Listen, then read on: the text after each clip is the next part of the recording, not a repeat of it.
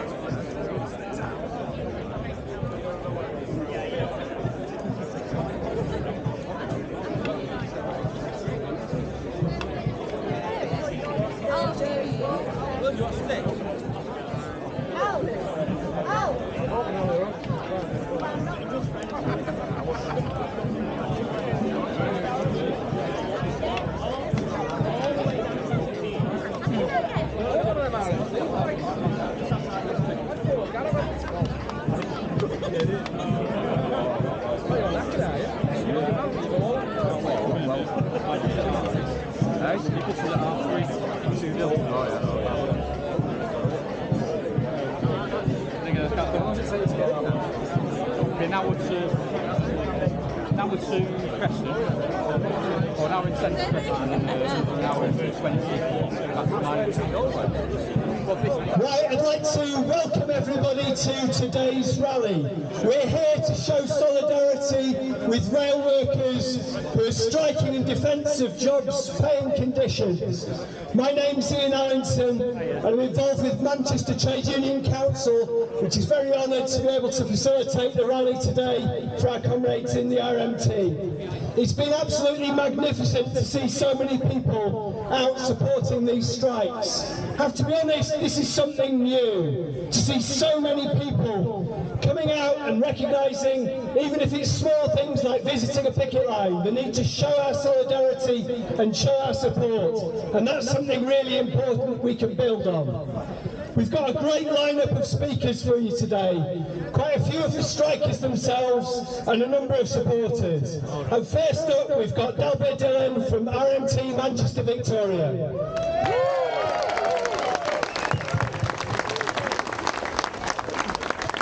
Hello everyone, and first and foremost, thank you so much for the amazing turnout. We really do appreciate all the support you do provide us. We are doing this not just for us, but we want to turn and do this for wider society. We're now living in times of crisis where wage inflation is skyrocketing, the cost of living is going up, and yet we're being told, show wage restraint. Be careful. You can't turn around for too much in terms of a wage increase because the economy might turn around and have it sat in for inflation. Mind me being blunt here, they don't care when Birmingham Airport's managing director has a 49% pay increase. They don't seem to care when shareholders of the railways extracted £500 million of profit before they turn around and decide to tell us to have our terms and conditions reduced, to have a tax on pay, a tax on ticket offices, a tax on staff. It makes me ashamed sometimes to turn around and live in a society where people don't seem to understand that it's not just us.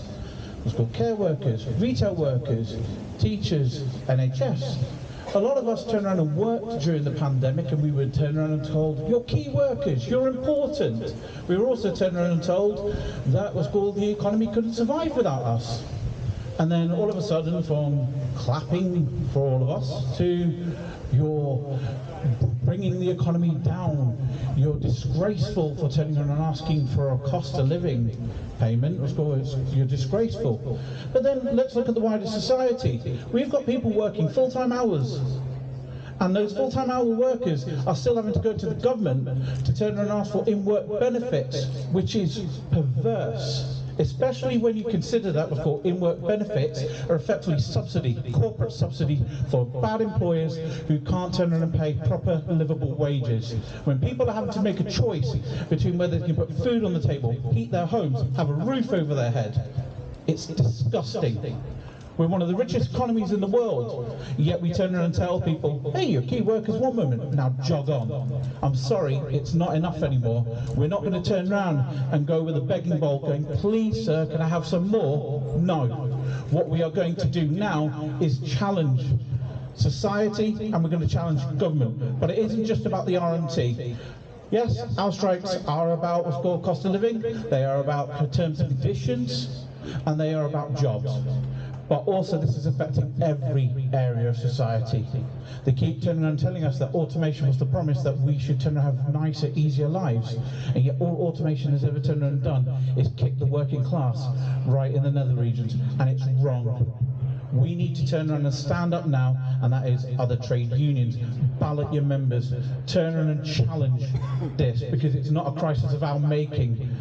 On the one hand, you get Boris Johnson turning around and going, hey, let's turn around and lift the cap on bonuses for bankers, the same people that turn around and cause the financial crash. And yet somehow we are turned around and told repeatedly that we must pay for the mistakes of this government, from a track and trace system that instead of turning around and getting the NHS to do it, no, let's turn around and pay private companies to do it, spaffing 38 billion up a wall. Oh, let's also turn around and write off all the fraudulent COVID loans that we turned around and gave to our mates. Also, let's at the same time turn around and look at all the PPE that was turned around and bought that was not fit for purpose.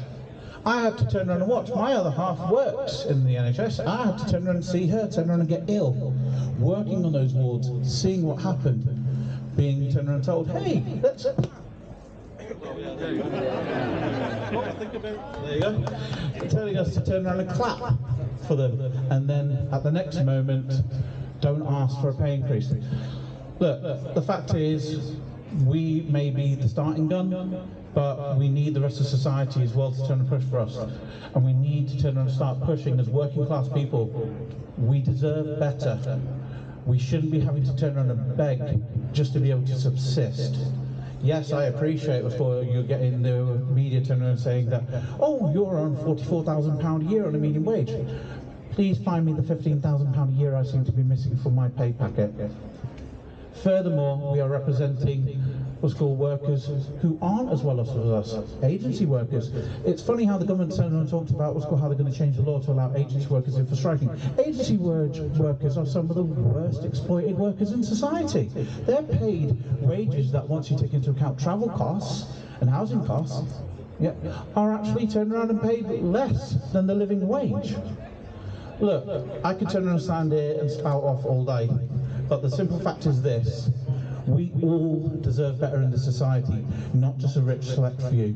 Thank you for your support. Please turn around and come and visit us on our picket lines. We are an open book. Thank you for your solidarity.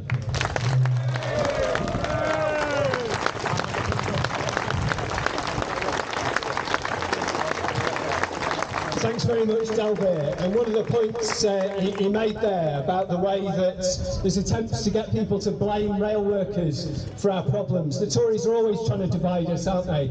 I spent most of my working life in the private sector, and it always made me laugh when we were told that when public sector workers got a pay rise, somehow that would come out of our pockets, or if their pay was held back, somehow we would benefit. Does anyone seriously think that private sector employers are going to give their workers more if the rail workers lose? The opposite is the truth, isn't it? A victory for one is a victory for all. The Tories are hoping that they can kind of reenact the 1980s and make an example of the rail workers to scare us all. But we know this isn't the 1980s. They haven't spent years preparing for this battle.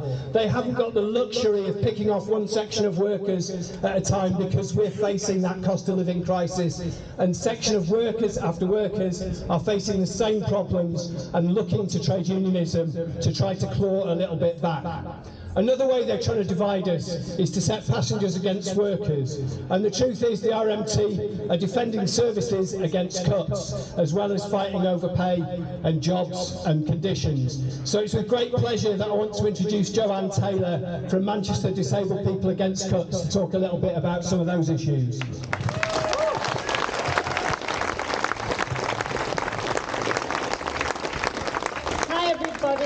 I'm Joanne Taylor. I'm here bringing solidarity from Manchester's Disabled People Against Cuts. We want to live in a society where every worker counts, every person counts, and every service counts. Our jobs, our rights, and our services are under attack, and we need to join together to fight back now more than ever.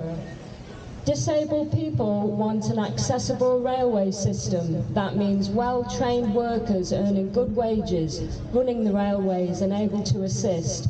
We need to face the climate crisis too, and railways are crucial to that. We need the railways nationalised and run for social utility. None of that comes from a fragmented, understaffed, for-profit system. The threats of thousands of compulsory redundancies will mean increased risks of safety-critical infrastructure, less staff on stations and trains, removal of guards and catering staff, cuts to cleaning and closure of nearly all ticket offices. Just bear with me here.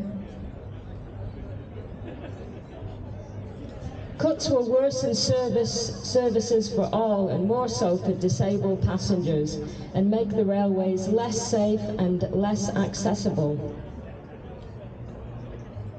Bear with me here.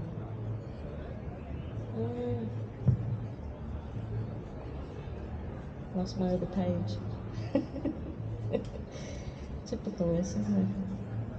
Right, just bear with me. See if I can bring it up.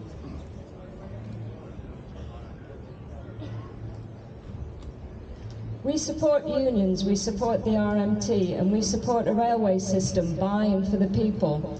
Our striking rail workers are standing up for our safety and our services. A win for the rail workers will be a win for all working class people in Britain. We understand... Thank you. We understand from Deepak colleagues that the recent London TUC rally was not as accessible as it should have been. Solidarity to our friends feeding back about it, and we hope this won't happen again. Let's continue to lead by example here in Manchester as our union colleagues continue to deliver the best access possible as we strengthen our relationships across movements. The only way to win this class war is if we all join together. Thank you to all the strikers putting themselves on the line for a better future. We support you. Thank you. Thank you.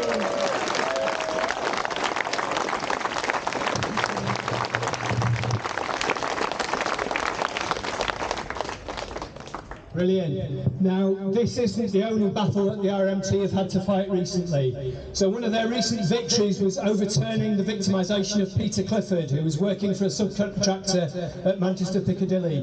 And I have to say, I think the RMT's response was exemplary. For everything from support from the top of the union to a plan to ballot the membership. So really pleased to introduce Peter.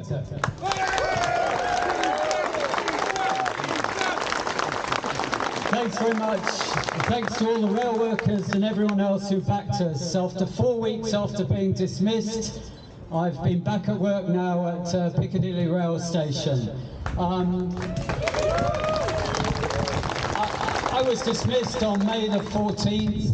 The rail company who I work under instructed the contractor that I was no longer required. It's called client removal. Despite the fact that I worked there 3 years, I was not allowed use of disciplinary procedures, no due process and so forth. The law is on the side of the buses on this kind of thing. That's why they have contractors. It's why Grant Shapp wants to expand the use of contractors to build on the kind of thing that P&O did and that kind of thing, because it's a threat to not just the rights of those who work for it, but all workers' rights. It's at the centre of the divide and rule on the railway.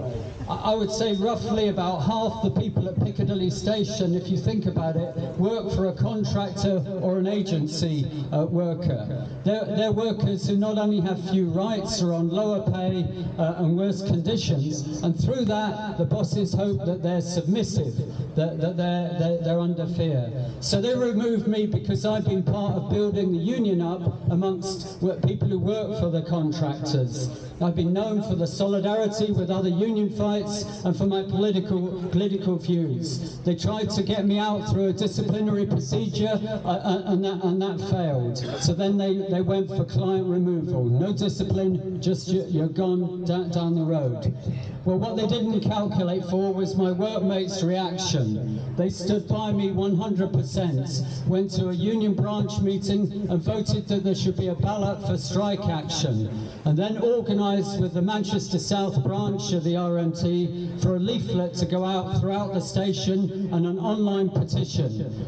I kept getting phone calls from people telling me it's mental. Everybody's signing it, from cleaners to drivers, across all the different companies, all the different jobs at the station. But by the end, 858 people signed this petition. The NEC of the RMT then followed that up by issuing a circular saying that they were going to begin the process of the ballot for strike action. 2 days later, I got the phone call to come back to work after 4 weeks.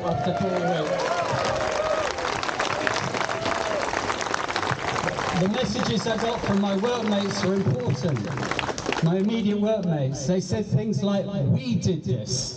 And that is what happened. It was the union acting in practice, and that's what we see starting played out on the picket line. Rather than deal a blow to us, we were able to strengthen the union. We got unity across the station, and that's also what you see on the picket lines right now. Workers from Network, from Cross Country, from Avanti, from Northern, from TransPennine coming together and standing up in this strike.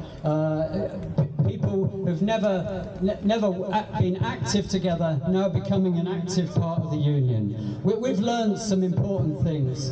We've learned that contract workers are under fear.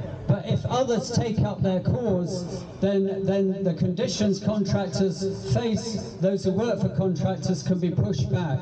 It's a very important lesson. As the bosses look to how they're going to use more contractors, this has to be a fight of all the unions for the conditions contractors face so that they can't divide us. The other thing that we learn that's important, from the beginning, the law was on their side. A lot of people thought, you've got no chance. You're best looking for a tribunal or a payout from them or something like that. Well, we didn't. We turned to our workmates, we turned to the union and the branch, and we got solidarity, and we showed that the moral case was a bigger question than the law. We showed that if we mobilise, you can push back whatever the law is, and so forth.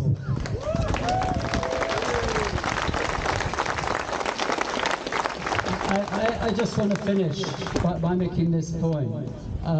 Very much my opinion. I don't think what happened was an accident.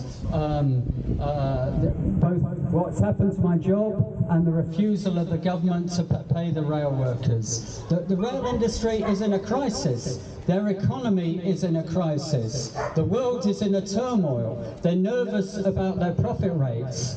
And we see a world where their answer is twofold: sharpened rivalry around the world between different nations, and a lashing out at our class on our pay and our conditions and our rights and that kind of thing. And I think we have to think about that. That's the world that we face. That's the world in which they went after me. That's the world in which they refuse to pay the rail workers. And we don't just face a union fight. We face a political fight.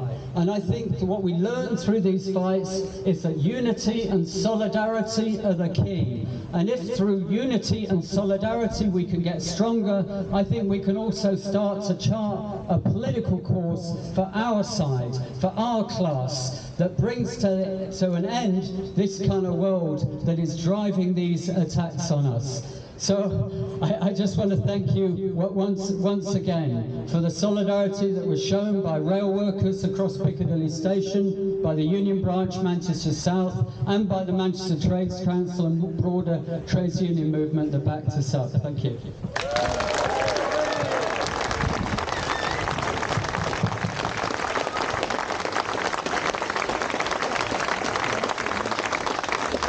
One of the arguments the Tories and employers are trying to use to justify cuts is a fall in passenger numbers. But we know we need a huge expansion of public transport if we're going to help get cars off the roads and tackle the climate crisis.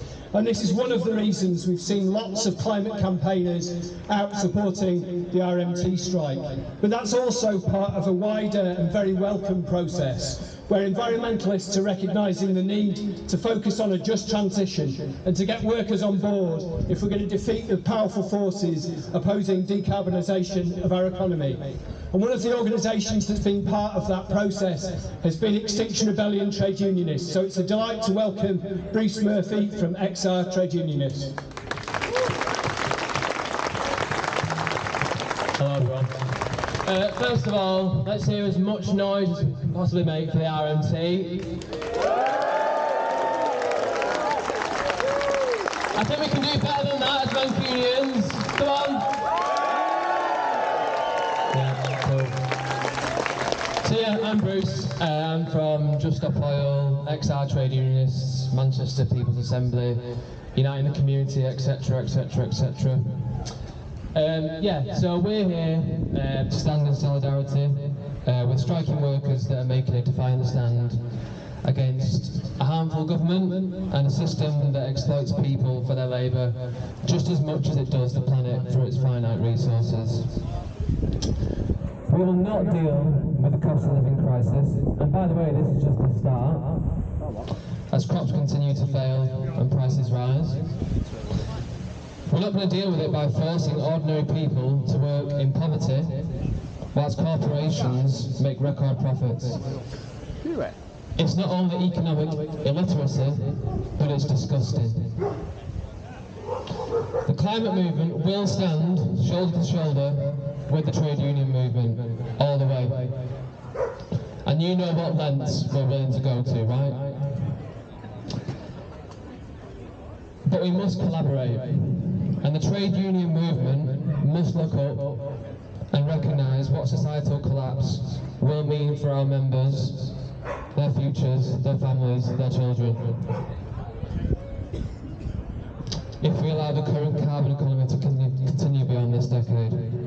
So according to the United Nations Secretary General Antonio Guterres, there must be no new fossil fuels if we are to avoid what he refers to as an abyss. But when confronted with a future without fossil fuels, people often ask, do you realise how many jobs will be lost?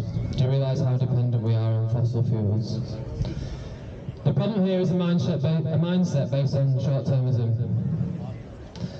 Ultimately, there are no future jobs in fossil fuels. There is only destruction and destitution. There are, however, shed loads of green jobs that need doing to protect us against climate breakdown and societal collapse. Real, useful, decent work that contributes to a better, fairer, happier society. And at the same time as creating more well-paid employment, a properly funded, cheap, green public transport system plays a crucial role in achieving this. So let's take a moment to consider what has been fought so hard for in the past 250 years. The sacrifices made by working class people, and how we now celebrate such moments as crucial in the history of social progress. Now imagine losing all of that progress to the pursuit of profit and power, because that's what's happening right under our noses. We're on track for 1.5 degrees of global warming by 2030, in just 7.5 years, not the end of the century, and 2 degrees by 2050. Unimaginable suffering for billions of people. This is what the corporate and political elite are willing to allow to happen just for profit, power and business as usual. And what's the UK government's response to these multiple interlinked crises? To clamp down on those who resist. The government has recently imprisoned 43 peaceful, ordinary people resisting government climate criminality. And it's even arrested GMB striking bin workers in Wealdon. That's where we're at. And the government is now planning to impose minimum staffing levels, which will basically make full strikes illegal and rather ineffective. It's already passed the Police, Crime Sentencing and Courts Act, the Nationality and Borders Act, and the Public Order Bill, basically dismantling our human rights one at a time. Trade unions were legalised in the UK in 1824, following years of protests, because people were prepared to defy the immoral law and collectively withdraw their labour in civil resistance. Well, we need to do it again. To demand jobs that can go on for centuries, not just for the next decade. And it is, after all, our duty as trade unions to protect our members' job security in the long term. So we need to build an enormous grassroots movement that empowers ordinary people to resist and break down the barriers that prevent them from doing so. We need a movement that combines the kinds of civil disobedience tactics pioneered by Gandhi with mass strike action and other forms of civil resistance.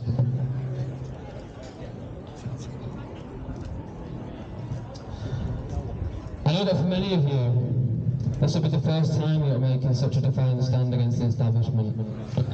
And just like the climate movement has had for years now, you're facing criticisms based on a rhetoric that seeks to divide people. The unfortunate fact of the matter is, disruption is necessary, because we've never won anything by asking nicely. The RMT rail workers are brave, and this camaraderie will only strengthen that bravery. Courage is contagious. We all need to overcome our fears. We are, after all, controlled by fear. This strike action has inspired swathes of people, and there is a real sense of a significant uprising in the air. Together we are so powerful. So the climate movement is right behind you. We've been supporting various striking workers recently, and we're doing the same here now. We need to discover the rare kind of solidarity that was shown between the miners and the queer movement in the 80s. We have far more in common than sets us apart. This is what we need to rediscover with great determination and courage and love. Nothing could be more important. We must stand in solidarity with life itself. I love you all. You give me a lot of faith. And I suppose there's only one last thing to say. Solidarity with the RMT.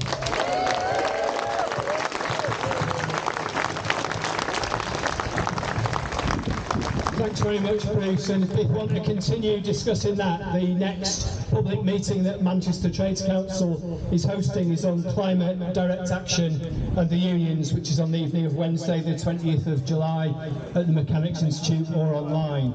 Now, we need to connect the power of collective organisation work to all our issues, including the climate crisis, because our movement is about jobs, pay and conditions, but it's about a lot more than that besides. It's about all the problems and injustices that capitalism causes. And it's sad that we don't have, we have such a poor gender balance of our speakers today at the rally.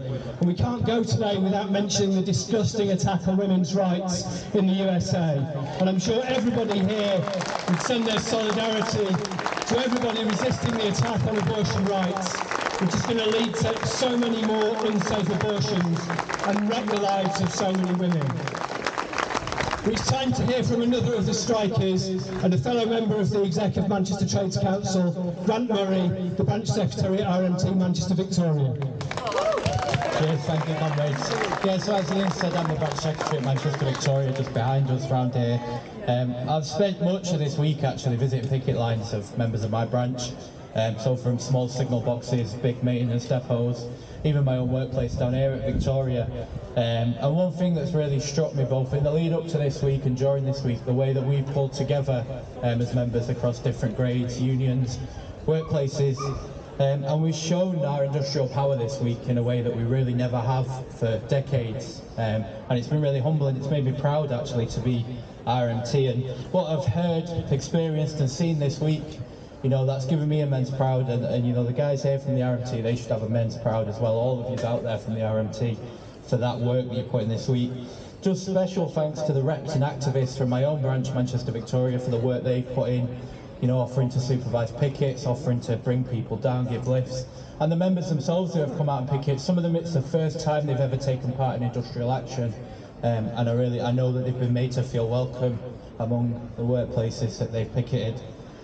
So the membership of our union as a whole this week, as I said, has done immense work and made me feel proud. And the response from the government this week has just been shocking, really. They spread irrelevant information about what we supposedly earn, which, come and speak to us, we'll tell you that's a nonsense. They've threatened us with agency work. They're going to bring in agency workers if we go on strike now. And that threat goes to every single working person here. That's not just us. And they've lied about us. But they've failed in their main aim this week, which was to break us. And I'm immensely proud, and these guys here should be immensely proud of that. They've made me proud to be RMT and proud to be the secretary of this branch. And I think the ruling class really don't get it. They backstab each other all the time. They don't get that for us, pushing us out onto picket lines and that camaraderie that we have, it's only united us this week.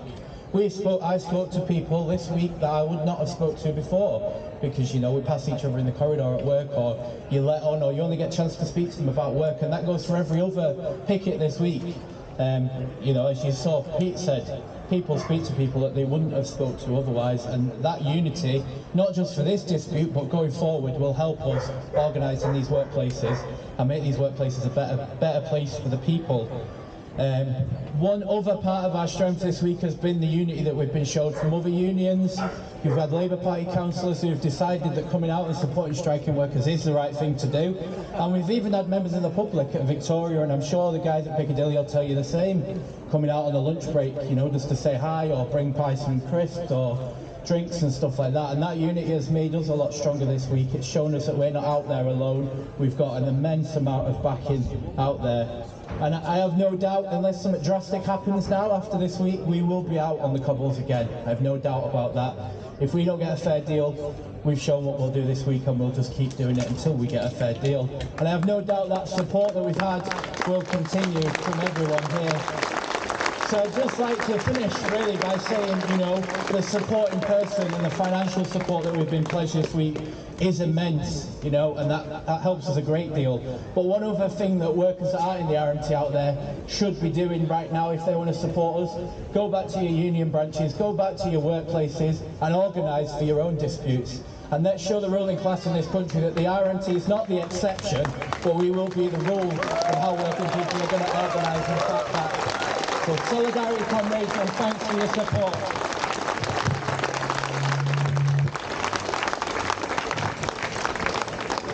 Thanks, Grant. Now, another group that's been very active in providing solidarity for strikes in Manchester and helping bridge the division between workplace and community struggles has been Manchester People's Assembly, and they've also played a really important part in making connections with the wider cost of living crisis.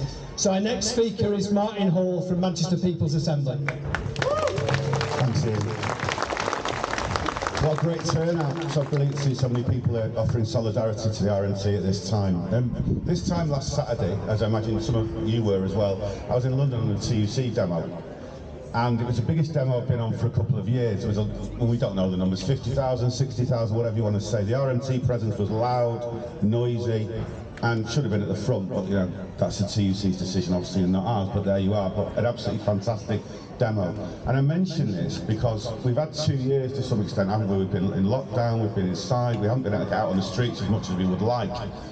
And because of the Tories are obviously forcing the RMT into this action, because they won't remotely, and the management won't, of course, either, as it stands, come anywhere near a reasonable offer in a world where RPI is at over 11%. Over 11%. Worth reminding ourselves of that. Not CPI, RPI, that's the one we want to talk about, which is what actually gives you a better picture of the reality of what people are paying for things. Now, of course, it's not just the RMT at the moment, is it? We've got the PCS about to ballot, we've got the CWU balloting, the Unite strikes going on in various parts of the country. I think we're going to have a very hot summer of action.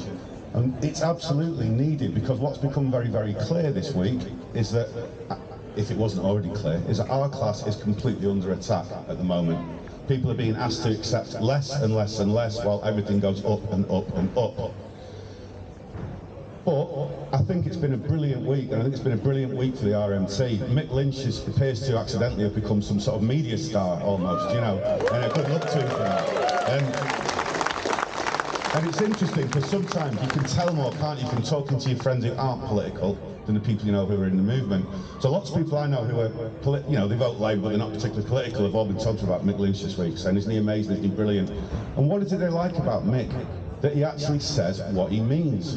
He actually, when he talks, he actually says what he means. He doesn't spiel, he doesn't come out with media-trained answers, he answers things very clearly. And what he's done this week, and this is a small part of what the RMT's been doing this week, but he's made it abundantly clear what an absolute ridiculous bunch of hacks we have in the corporate media, because he's made fools of them. He really has, he's made fools of them by simply pointing out what we all know, pointing out the obvious. And I think I want to say a little bit more just before I finish about what the People's Assembly does in our relationship to this. So, you know, People's Assembly's been around for over 10 years. We're an umbrella organisation. We're affiliated to and supported by all the major unions, including the RMT. So what we're obviously hoping to do at times like this is to, you know, through whatever we can do, is offer support and offer solidarity, and if you like, an umbrella where various different struggles can be brought together. Because it isn't just the RMT, is it? It's not. I mean, ASLEF are balloting as well, by the way. It's another one I should have mentioned, of course. We're seeing barristers are balloting. I mean, good grief, it's not even just working class people. We have all sorts of people in this country at the moment who are basically saying, I'm not prepared to take this. You know, we've had lockdown for 2 years. We've had basically, you know, furlough payments which have then been removed. We've had the universal tax credit removed, the universal uplift, removed, the tax credit uplift removed, and people are being asked to pay more and more while bosses are earning more and more. We're all aware of the figures around what people are earning. We're aware of the figures around the rail union profits. Sorry, not rail union profits, my apologies. The rail company's profits, let's get that one right. So the whole argument that people can't afford it, I think people are starting to see through it. They realise that, you know, the divide is getting worse and worse in this country. And I think the RMT are really showing a lead this week. They're showing a lead through at the level of obviously the media thing that I was talking about with Mick, but more the part in every picket line, it's been solid on every part of the country. I was briefly at the picket earlier on. I've not been able to get there that much this week, unfortunately. I was at the Piccadilly picket, and one thing that I really noticed was I was giving out the People's Assembly leaflet to do with the strike. Almost everyone took one. Now, for people who've been around for a few years, you're used to giving out leaflets. 1 in 20, 1 in 30, people ignore you, don't want to talk to you. Everyone, almost everyone, was taking a leaflet. That says something to us, I think, about the level of public support. Never mind what the Daily Mail says and what the government's trying to say. The reality is, I think the country, or a lot of the country, is behind, and certainly the working class, is behind the RMT, and is behind the fight back that we will have to lead, the unions will have to lead it, the social movements are going to have to lead it. We know the Labour Party leadership's not going to do it. We're aware of that, aren't we? So, I'll just end with this. Solidarity with the RMT and victory to the RMT. Up the workers.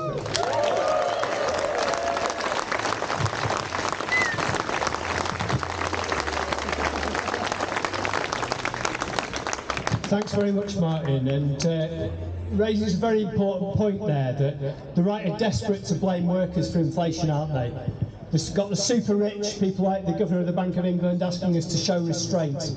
But we know that it's not wages causing inflation. As Martin says, RPI is now up to 11.7% in the year to May. Those are price rises that have already happened, not things that might happen in the future. So if people are asking for an inflation-matched pay rise, they're not asking for more, they're just saying we're not going to put up with getting a shrinking share of the wealth that we as workers produce. That's all we're saying.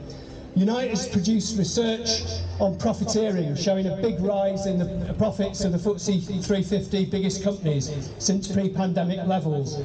Just in the last 6 months, the profit rises accounted for 58.7% of inflation, whereas just 8.3% came from labour costs. So when they try and blame us for inflation, let's be clear, they're lying.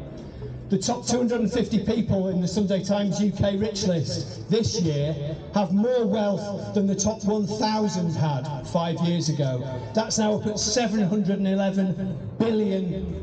So don't tell us there's no money when the rich are getting richer. The RMT strikes have been an inspiration to millions of workers. Now in Manchester and around, we've already had some quite significant strikes in the recent past. We had the long strikes at Go North West and at the Chet Pallet factory. But the RMT strike that we've seen today and we've seen the last couple of days has taken that to a new level because it's on a national scale. It's impacted on popular consciousness in a way those other strikes couldn't do. The TUC say that Google searches for join a union have increased by 184% in a week, and some of you might have seen some of my colleagues from the Trades Council going around with the Join a Union leaflets that we've produced, and if you need more of those, give us a shout. What the RMT are doing is demonstrating the power of collective action. And really, I think in this country we should say the RMT are now the official opposition. I don't know, maybe they've replaced Marcus Rashford in that position. I know there was that other guy, I've forgotten his name, who claims to be leading the Labour Party, but who's busy telling people not to visit picket lines. And I think we should praise those MPs that have had the guts to defy him and have shown their solidarity on the picket lines this week. We've got Boris Johnson in trouble, but we know it's all the Tories who are trying to put the boot into working class people. And the RMT have been raising expectations. Isn't it magnificent to see somebody on any questions being able to say compulsory redundancies aren't inevitable. We can get guarantees that we should see nobody thrown on the scrap heap when change happens to our jobs. One of the other lessons the RMT is teaching the whole movement is about coordinated action, because they've had to ballot so many different employers to get the scale of action because of the fragmentation imposed by the privatisation and subcontracting in the rail industry. And we know that the best form of solidarity that we can do is to make sure we organise and we fight wherever we're working, and make sure that the Tories have fights on every front and can't concentrate their energies on the RMT. So I want to give the last word.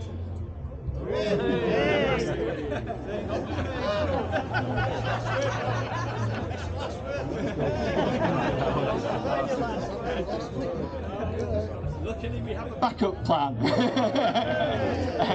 The last word to a striker, Clayton Clive, the RMT Manchester South Branch Secretary.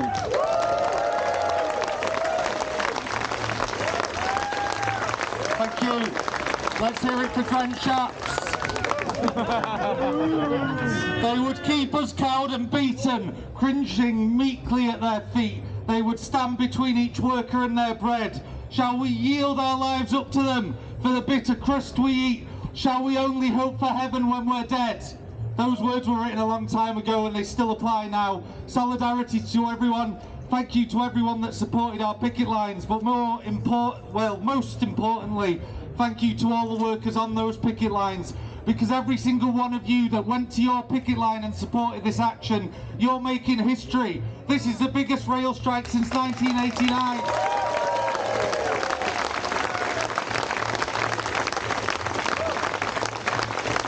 Whether you were there for 20 minutes or 6 hours, you've made history, and you're part of that, and you can remember that for the rest of your life. You are part of history, and you're on the right side of history. None of these cuts are inevitable. None of them are needed. The railway is a cash cow. It's a racket. It's a natural monopoly. The Roscoes, the companies that own their trains, that lease the trains back to the train operating companies, paid out £1 billion in dividends during the pandemic. If there was any appetite to fix the rail industry, we'd confiscate the trains. They're our trains. Most of them were built by British Rail.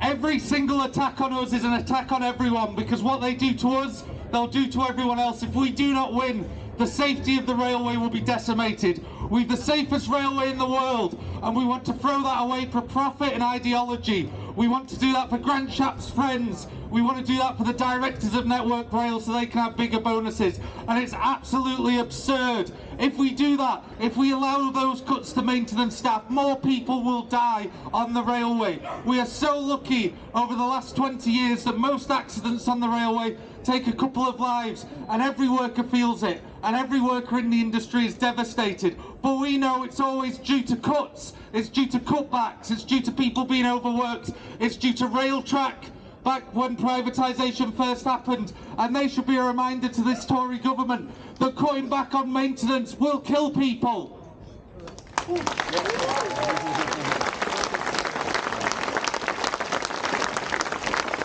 And everyone out there fighting for jobs, it's so important to remember you're not just fighting for your job, because it's my belief no job is your job. You borrow a job, you have that job for a while, and then you give it to someone else. And we should all do our part in ensuring those jobs still exist for someone else when we're gone. And we should do our part to make sure those are better than when we got them.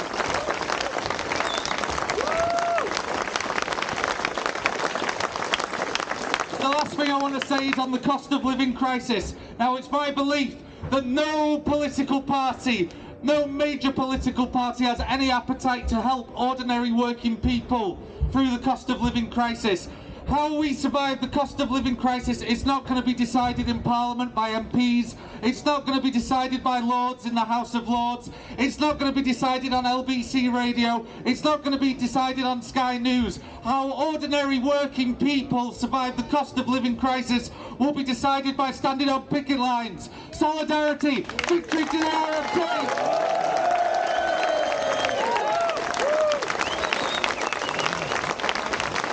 The workers united will never be defeated.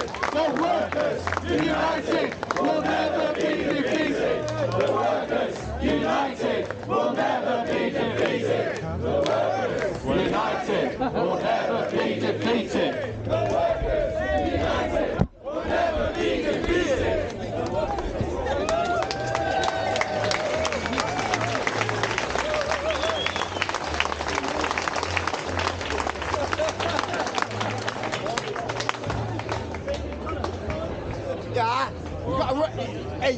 It's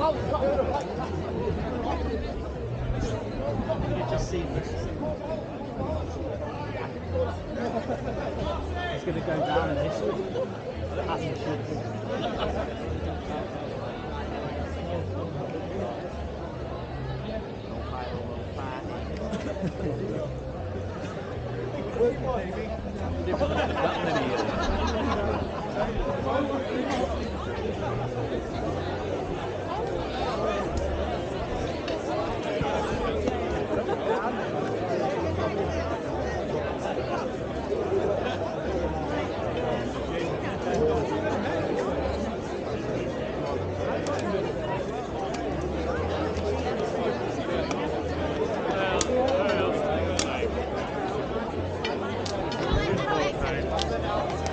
Charming.